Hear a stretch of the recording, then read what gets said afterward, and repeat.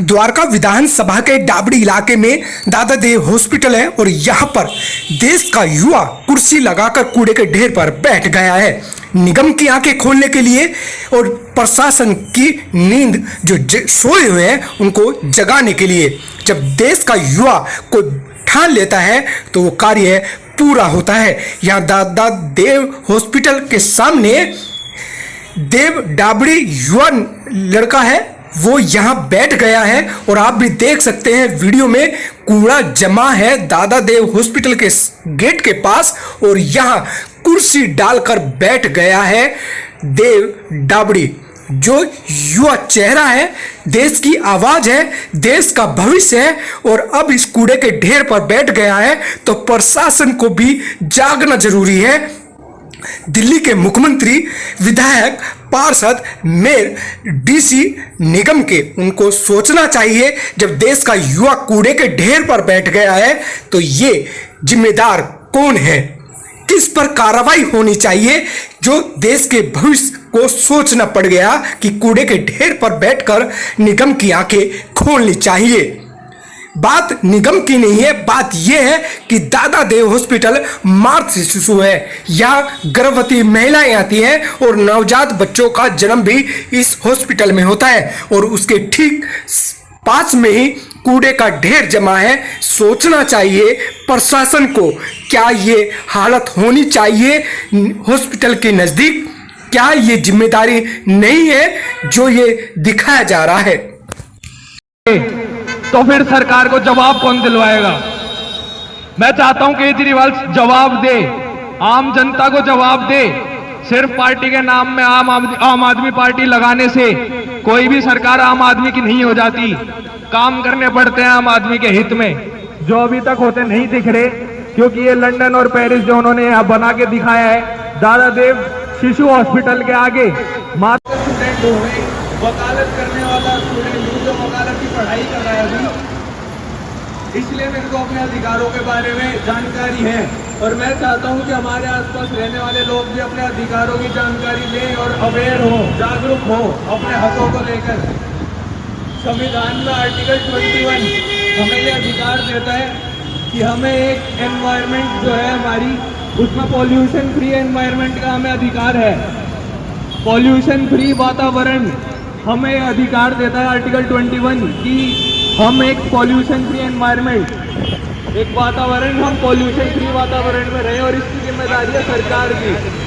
और हमें ये इस दिल्ली में बने हुए लंदन से, इस छोटे लंदन से ये दिख ही रहे कि हमें वो अधिकार कितने अच्छे से दिए जा रहे हैं सरकार के द्वारा। तो मैं केजरीवाल से यही बोलना चाहूँगा कि 2 से 3 दिन में अगर ये कूड़े का ढेर नहीं है तो मैं यही भूख हड़ताल पे बैठ जाऊँगा जब तक ये कूड़े का ढेर यहाँ से हट नहीं जाता।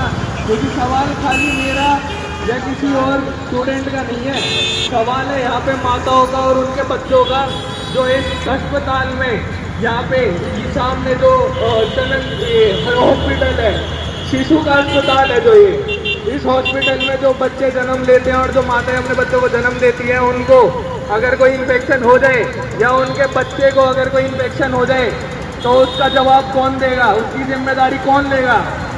जिम्मेदारी लेने के टाइम पे सब लोग पीछे हट जाते हैं। इसलिए मैं चाहता हूँ कि ऐसी कोई भी स्थिति ना बने और हम उनके स्वास्थ्य का ख्याल रखें। इसलिए इस कूड़े के ढेर को यहाँ से हटाया जाए जल्द से जल्द। नमस्कार, मेरा नाम देव डाबड़ी है और मैं यहाँ पे प्रोटेस्ट में बैठा था क्योंकि कई महीनों से मैं देख रहा था, मैं डाबड़ी गांव का रहने वाला हूँ। मैं यहाँ से जब भी कॉलेज जाता हूँ रोज़ देख रहा था यहाँ पे कूड़ा पड़ा हुआ है और वो कूड़ा नई बुलंदियाँ छू रहा था हर दिन, और सहन करने की भी एक हद होती है।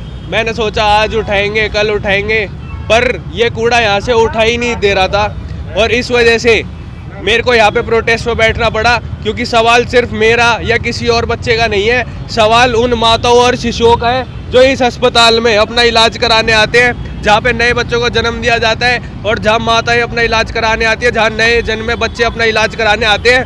मैं केजरीवाल से पूछना चाहता हूँ, अगर उनमें से किसी को भी कोई इन्फेक्शन या बीमारी हुई, उस वजह से अगर किसी की जान चली गई या कुछ भी घातक बीमारी हुई, तो उसकी जिम्मेदारी कौन लेगा? देव, ये बताओ कि आप कूड़े पर क्यों ढेर बैठे, जबकि प्रदर्शन दुनिया बाहर खड़े होकर करती है, लेकिन आप तो कूड़े के ढेर पर बैठ गए। कूड़े के ढेर पे मैं इसलिए बैठा क्योंकि दुनिया बाहर खड़े होकर करती है और कूड़ा उठाया ही नहीं जाता, उनको बड़े हल्के में लिया जाता है। पर मैं कूड़े के ऊपर इसलिए बैठा क्योंकि मुझे ये जल्द से जल्द हटवाना था, क्योंकि सवाल मेरा नहीं, उन माता और शिशुओं का था जिनका शिशुओं का यहाँ पे जन्म होता है और उनकी माताएं यहाँ पे चेकअप कराने आती हैं। ऐसा दिमाग में क्यों आया, क्या करते हैं आप? मैं एक वकालत का स्टूडेंट हूँ और इस नाते मुझे अपने हकों के बारे में पता है। आर्टिकल 21 के तहत हम नागरिकों को हक है एक प्रदूषण फ्री वातावरण में जीने का। आम आदमी को ये चीज़ पता नहीं है, पर वकालत का स्टूडेंट होने के नाते मेरे को ये चीज़ पता थी, तो मैंने सोचा कि आम आदमी के हक में मुझे लड़ना चाहिए, उनकी आवाज़ को बुलंद करने के लिए मुझे उनको सपोर्ट करना चाहिए और उनकी तरफ से बोलना चाहिए, क्योंकि आम आदमी को दबा दिया जाता है, उनकी कोई नहीं सुनता। आप आम आदमी तो हैं, आप भी आम आदमी तो है, पर एक आम आदमी को दबा दिया जाता है जिसको वकालत की नॉलेज नहीं होती, जानकारी नहीं होती, उनको पुलिस वाले दबा देते हैं, पॉलिटिशियन दबा देते हैं, काम नहीं करते, धमकियां देते हैं। पर वकालत करने के बाद मुझे अपने हकों का जो जागरूकता हुई है, उनके बाद मुझे ऐसा लगा कि उनकी आवाज़ बुलंद करने के लिए मुझे उन्हें सपोर्ट करना चाहिए और उनका भी मुझे समर्थन चाहिए पूरी दिल्ली में से ये कूड़ा साफ करवाने के लिए। जी, क्या नाम है आपका? मैं अशोक सोलंकी, डाबड़ी गाँव। जी, ये अनोखा प्रदर्शन क्यों किया बेटे ने? बेटे ने क्या कार्य किया? देखिए, काफ़ी दिन से हम देख रहे थे कि यहाँ कूड़ा पड़ा रहता था, तो हम उसकी शिकायत भी करते थे।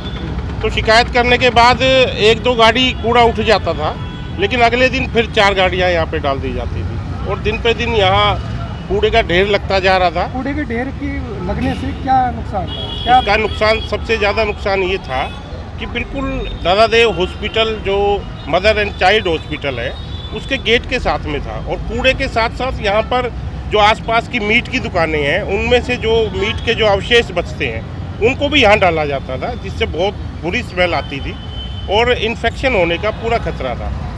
तो हमें ये था कि भी किसी माँ को या किसी न्यूबॉर्न बच्चे को अगर इन्फेक्शन हो गया तो उसका खामियाजा उन्हें उठाना पड़ेगा।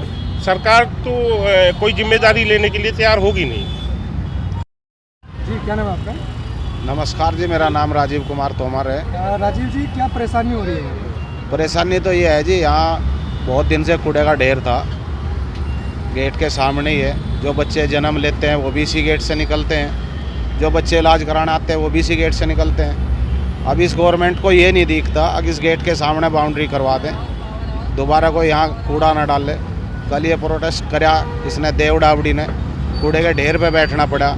लॉ का स्टूडेंट है, ढेर पे इसलिए बैठना पड़ा, इसने हाइट का पता लगा से। युवा है ये तो, युवा क्यों बैठ गया? युवा इसलिए बैठ गया, इससे देखे नहीं गया।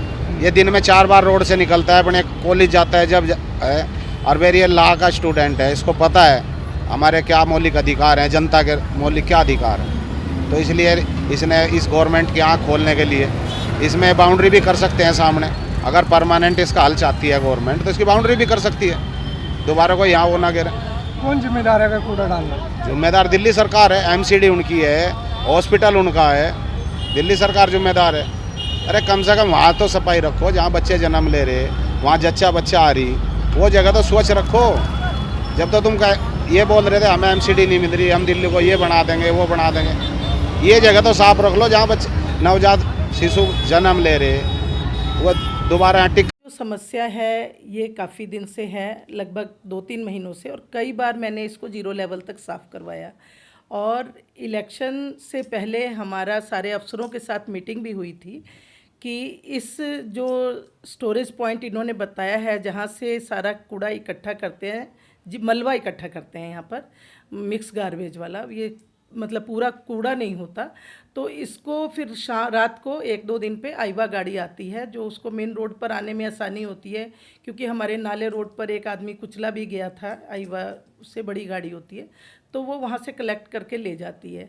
लेकिन ये मुद्दा कमिश्नर साहब की नॉलेज में भी था और हमारे डीसी साहब के और हम लोगों की भी नॉलेज में है। हम लोग ये चाह रहे हैं कि यहाँ से पॉइंट ही चेंज किया जाए, परमानेंट इसका इलाज। आपने वीडियो में क्या देखा मैम? वीडियो में हमने देखा कि एक युवा और लोकतंत्र की यही पहचान है। हर किसी को आवाज़ उठाने की और जागृत करने का अधिकार है, और उस युवा को मैं धन्यवाद देना चाहती हूँ, और आपको भी धन्यवाद देना चाहती हूँ। क्या युवा ने? उस युवा ने ढेर पर बैठकर दोबारा से ये जताने की कोशिश की कि इससे बच्चों को इन्फेक्शन हो सकता है।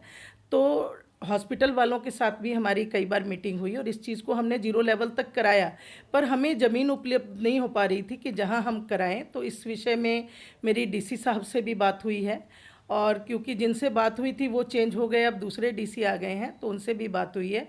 हम आपको पूरा विश्वास दिलाते हैं कि हम उसको 0 लेवल तक पूरा कूड़ा उठवा के और उसका परमानेंट सोल्यूशन करके जनता को एक स्वच्छ वातावरण समर्पित करेंगे। मैम बात ये नहीं है कि डीसी चेंज हो गए, बात ये नहीं कि आपकी भी नॉलेज में है। बात ये है मैम, बिल्कुल वहाँ हॉस्पिटल है नवजात, आप खुद कह भी रही है कि नवजात बच्चों का है, लेकिन वो जो कूड़ा है, जो धूल मिट्टी है, वो तो मैम सीधा हॉस्पिटल के अंदर घुस रही होगी।